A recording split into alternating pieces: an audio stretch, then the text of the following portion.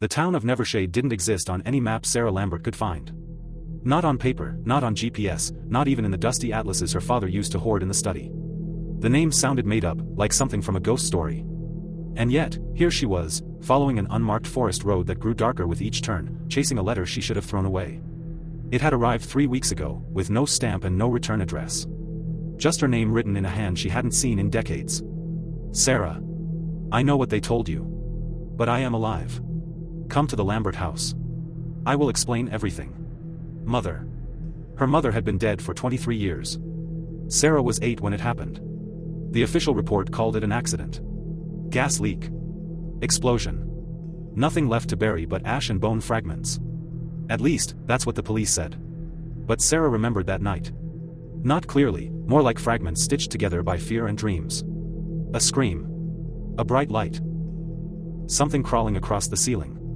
And her mother's lullaby, echoing from somewhere it shouldn't have been. She never visited the ruins. Her father never spoke of it. He remarried within a year, moved to the city, buried the past like a rotting corpse under concrete. And now, all these years later, a single piece of mail had undone all of it. Sarah gripped the steering wheel tighter, blinking against the rising fog. She'd been driving for hours. The gas tank hovered near empty, but the trees showed no sign of thinning. Her phone was dead. Her charger wouldn't work. And her last sip of water had been warm and metallic tasting. The road narrowed until it was barely more than a trail of gravel and roots. Then she saw it. The gate. Iron, rusted, bent at the hinges, and unmistakably familiar. Lambert House. Even in decay, the estate looked exactly like she remembered, 3 stories tall, covered in ivy, with narrow windows like slitted eyes and a roof that sloped like broken wings. Time hadn't just touched the house, it had carved its name into every stone and rafter. Shutters hung askew. Wood groaned with the wind. A weathered swing set dangled by one remaining chain in the overgrown yard. Sarah parked and stepped out. The air hit her like a wall, cold, damp, and heavy with the scent of mildew, lilacs, and something else she couldn't place. It smelled like breath. The front door was ajar. As she climbed the porch steps, the wood creaked in a rhythm that didn't match her footsteps. 1, 2, pause. 1, 2, 3. Pause. Something breathing beneath the floorboards? No. She was just tired. Inside, the air was warmer. Dust floated in thick beams of failing light, and the wallpaper peeled like skin from old plaster. Furniture lay covered in moth-eaten sheets. But the house wasn't empty. Someone had been here recently. A fire crackled low in the parlor hearth. A single cup of tea sat on the table. Steam still curled from its rim. Beside it was a photograph, face down. Sarah picked it up. It was her mother. Not as she remembered, younger, paler, thinner. Dressed in black lace, her hands folded over a book whose title had been scratched out with ink. Her eyes in the photo were off. Not red from the camera, but glowing. A floorboard behind her groaned. She turned sharply. At the edge of the hallway, just outside the light of the fire, stood a tall woman in a veil. Her silhouette was unmistakable. So was her voice. "Sarah," she said. Sarah stepped back. It couldn't be. "Mom?" The woman removed the veil slowly. Her face was exactly the same. Not aged. Not changed. As if death had never touched her. "I knew you would come." Sarah opened her mouth to speak, but no words came. Because behind her mother, down the hallway, in the shadows, something else moved. Something taller. Watching. Sarah didn't move. Her mother, Margaret Lambert, stood completely still in the hallway, veil now lowered, her face lit by the soft flicker of the fireplace. It was undeniably her. The same delicate cheekbones, the slightly crooked smile, the small scar above her right eyebrow from a fall on the front porch when Sarah was 4. She looked exactly like she had before the fire. But that was the problem. She looked exactly like that. No older. No weaker. No signs of life's wear. Sarah's voice came out hoarse. You can't be real." Margaret raised a pale hand and gestured toward the parlor. "Sit, my love. You must be so tired." Sarah didn't sit. She couldn't. Her legs felt bolted to the wooden floor. "I saw you die." Margaret's smile didn't change. "You saw what they wanted you to see. What your father believed. But truth is not what burns in a coffin, Sarah. It's what stays behind." Sarah took a shaky breath. The tea still steamed gently.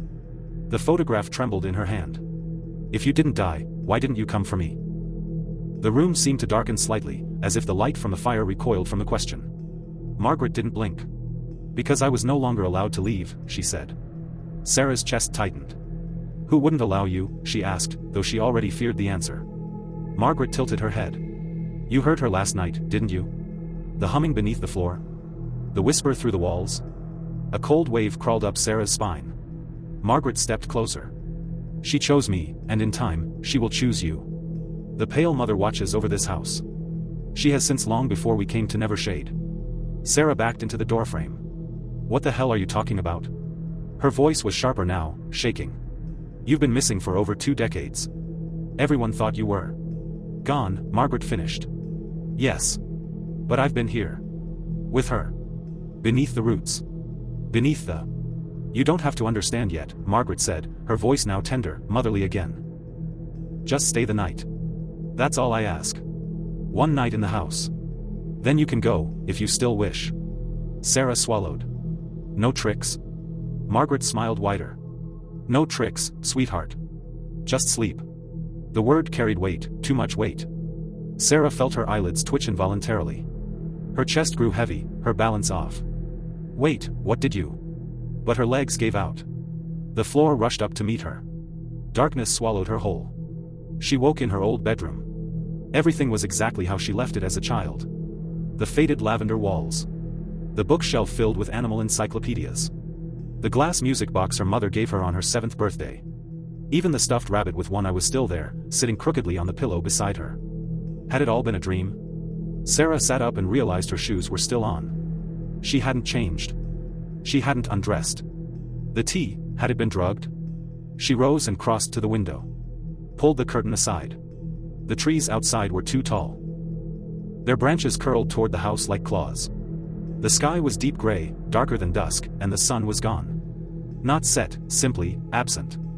She tried the light switch. Nothing. She checked her phone. Still dead. A scratching sound came from the hallway. Slow. Purposeful. She opened the bedroom door. Nothing there. But down the hallway, near the locked door that always terrified her as a child, the one her parents never let her open, the scratching was louder. She walked toward it, each step slow and careful. The door was slightly ajar. A rank smell wafted out, sweet and rotten, like dead flowers in a sealed tomb. Sarah reached for the knob. But the door slammed shut on its own. 3 soft knocks came from the other side. Then silence. Sarah whispered, "Who's there?" No reply. But then, the knob turned. Very slowly. And behind her, a soft voice said, "She only wants to hold you." Sarah turned, expecting her mother. But the hallway was empty. Sarah backed away from the door slowly, every hair on her arm standing upright. The knob had stopped turning, but the silence it left behind was worse than the scratching. She turned and made her way back down the hallway. The house felt alive now, not metaphorically, but literally. The walls creaked with a rhythm that matched her heartbeat. The air was thick, and the temperature seemed to shift in patches. Some rooms were freezing. Others, strangely warm. The smell of something buried long ago lingered in every corridor. She found herself standing in front of her mother's old study. It, too, was unlocked. Inside, nothing had changed. The same large oak desk. The dusty shelves filled with faded leather books. The strange painting above the fireplace, a forest with twisted trees and a faceless woman standing in the fog. Sarah had always hated that painting. Even as a child, it made her feel watched. Now, it made her feel remembered. She moved to the desk. On its surface lay a small leather-bound journal. Her mother's handwriting covered every page. Sarah sat and began to read. Day 6, she watches from the rafters now. I hear her claws at night. I mustn't scream, it excites her. Day 14, the pale mother does not speak, not aloud. Her thoughts are wind and ash and blood. But she has shown me things. Day 22, the door must stay closed. It is not a door. It is a mouth. Sarah's fingers tightened around the journal. Her mother had gone mad. Or she was telling the truth. Neither possibility was comforting. She turned to the final entry. She told me Sarah would come. My daughter carries her mark. She was born in the chapel room, under the roots, where the cradle once was. The pale mother remembers her. Sarah slammed the book shut. No, she whispered. That's not true. But deep down, some part of her remembered. She turned to leave the room and froze. The painting above the fireplace had changed. The trees were the same. The fog the same. But the faceless woman? She now stood closer. Sarah ran. Through the hallway. Down the stairs. Into the kitchen. She didn't stop to think. Her breath came in sharp bursts. She nearly slipped on the tile as she turned the corner. She needed to leave the house. Find the car. Drive anywhere, even on an empty tank. But when she reached the front door, it was gone. Not locked. Not blocked. Gone. In its place was a wall of stone, rough and wet, like it had always been there. She touched it. It was cold. Looking for this? Sarah spun around. Margaret stood at the base of the stairs, her hands clasped in front of her. Her eyes were strange now, not glowing, not unnatural, just hollow. Like she hadn't slept in decades. "You're scaring me," Sarah said. "What is this place? What's happening to me?" Margaret sighed. "You shouldn't have left when you were born. It disrupted things. Broke the pact. But she has waited. She's been patient." Sarah's voice trembled. "Who is she?" "The one beneath," Margaret replied. "She is root and bone. Hunger and lullaby. She gave me back my life, Sarah. And now she wants yours." Sarah shook her head. "No." Margaret tilted hers. "You think this is a story? A ghost tale? You think you can scream and escape? Look around you." Sarah did. And saw the manor had changed. The windows were now covered in black cloth. The wallpaper had been replaced with veins, actual veins, pulsing and twitching. The house was alive. And it had closed itself. That night, Sarah slept in the attic. She hadn't chosen to. She simply found herself there, as if placed. A bed sat beneath the single slanted window. The moon was visible, but it was red, too red, like an open wound in the sky. Around her, children's toys were scattered, dolls with missing faces, carved figurines with human teeth, a mobile that spun without breeze. Sarah stared at the ceiling and waited. Waited for the whisper. It came at exactly midnight. Her mother's voice. But wrong. "Hush, little lamb, don't make a sound." It was coming from under the bed. Sarah didn't move. The singing grew louder. Closer. A hand reached up and gripped the blanket. It was gray. And had too many fingers. Sarah screamed. Darkness fell like a curtain. Sarah woke with her throat raw. She had screamed, that much she remembered, but whether the sound had come out, she couldn't tell. Her mouth tasted of dust and something metallic. She sat up slowly, clutching the edge of the narrow bed in the attic. The slanted ceiling above her seemed lower than before, like it was drooping, curling down to press against her. Her shoes were missing. Her left hand ached. When she looked down, she found a black string tied tightly around her wrist, digging into her skin. She tried to remove it, it wouldn't budge. It wasn't knotted. It simply was. A sound pulled her attention downward. Scratching. Rhythmic. Deliberate. Not like a rat, not like an animal. This was steady. Patterned. It was coming from below. She moved carefully toward the wooden trapdoor that led to the second floor. Her fingers trembled as she pulled it open and descended the ladder. The scratching stopped. She walked slowly down the hallway, barefoot on the cold wood. At the end of the corridor was the locked room again, the one that had scratched. The one that breathed. Now the door was open. Not wide, just cracked, revealing a sliver of absolute darkness. She approached it slowly. The smell was worse than before, sour and damp, like something decaying behind the walls. Sarah reached forward with one hand and pushed the door open. The room inside was black, not dark, but black, as if the light itself refused to enter. The walls were covered in a material she couldn't recognize, shiny, pulsing. At the center sat a wooden cradle, much too large. Inside it, a bundle wrapped in old cloth, rocking back and forth on its own. And above the cradle? A figure. Long-limbed. Faceless. Draped in strands of hair. It rocked the cradle with fingers like twigs. When Sarah gasped, it stopped. The figure turned to her. No eyes. No mouth. Just a smooth, pale mask of skin. Sarah stumbled backward, tripped over the threshold, and fell into the hallway. The door slammed shut. And something whispered through the cracks.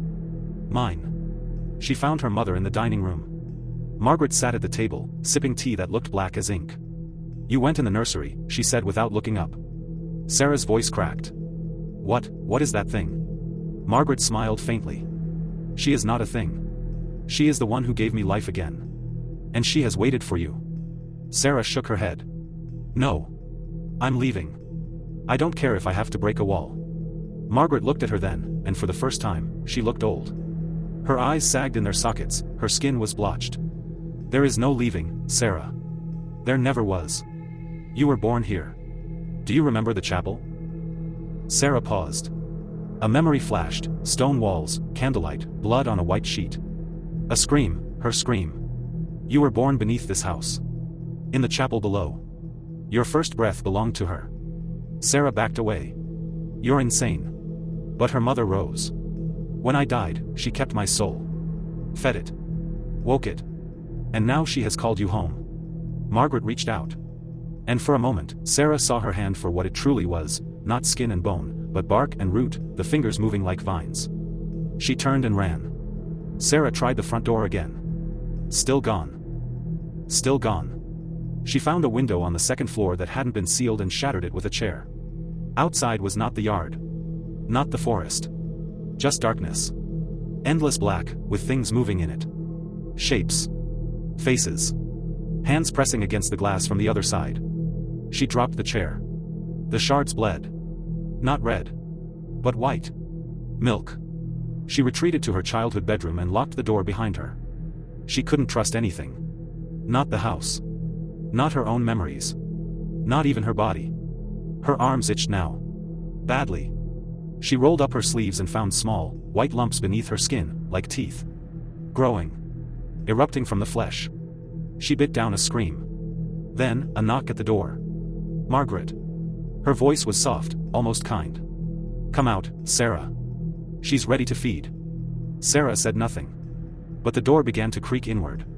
Even though it was locked. Margaret's voice melted into something deeper. Older. A whisper layered with hundreds of mouths. Let us in. The door bent inward with a slow groan, the wood stretching unnaturally as if the hinges were made of flesh, not metal.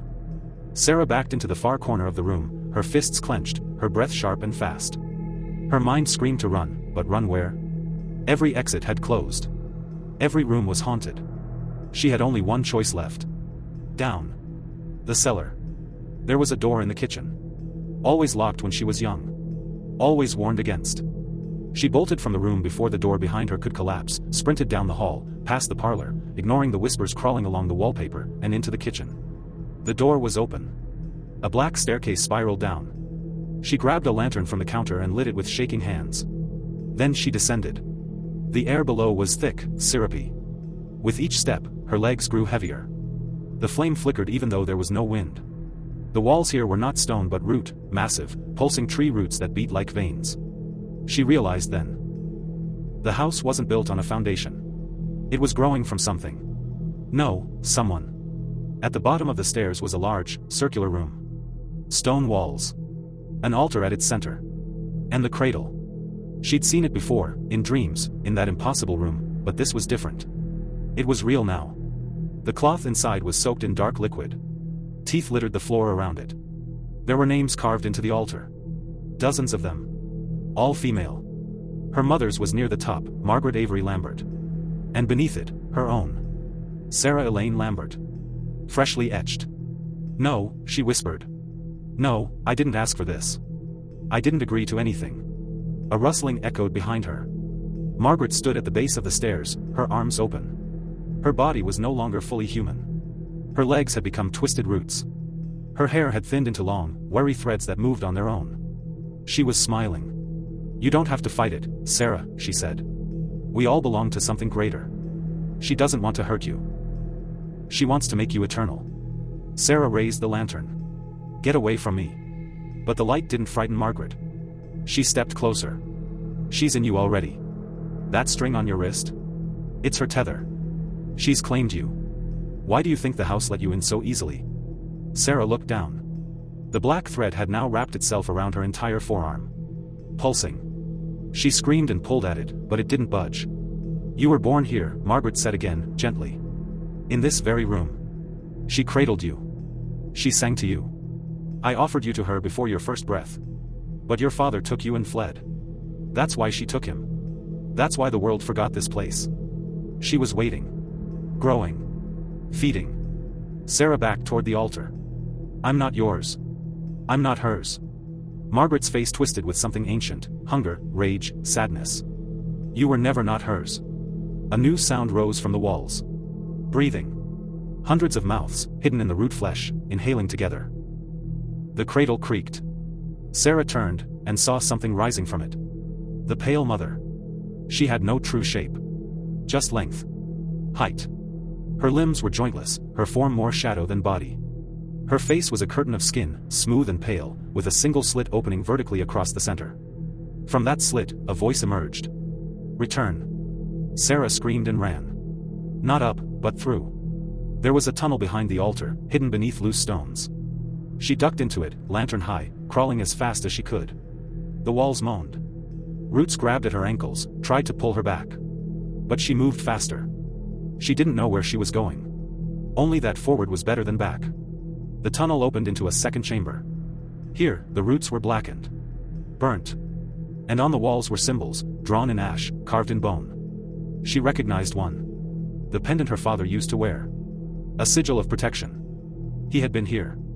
Had tried to seal it. Had tried to save her.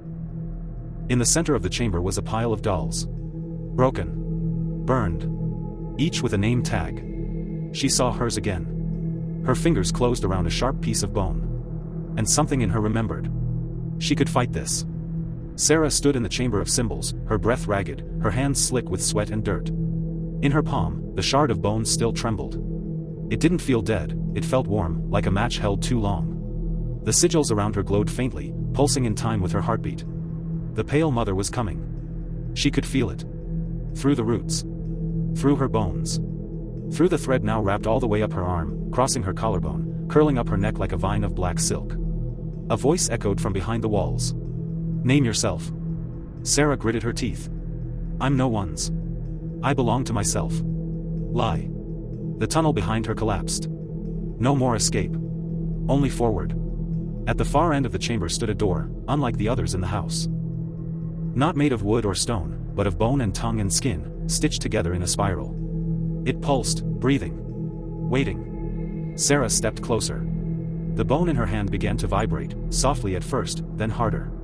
The thread around her body hissed, trying to tighten, to stop her.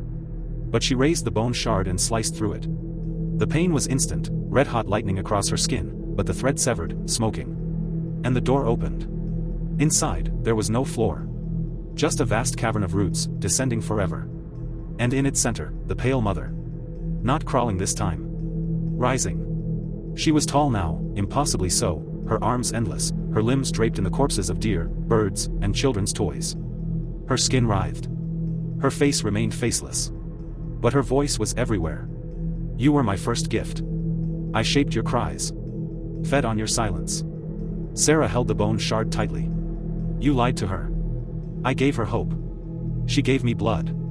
That was the pact. And me? You are the air. You are the door. Sarah's body pulsed with heat. The severed thread lay on the ground, still twitching. Behind her, footsteps echoed. Margaret appeared from the tunnel, half-root now, her face cracked down the center. Sarah, she whispered. Please. It's the only way to survive.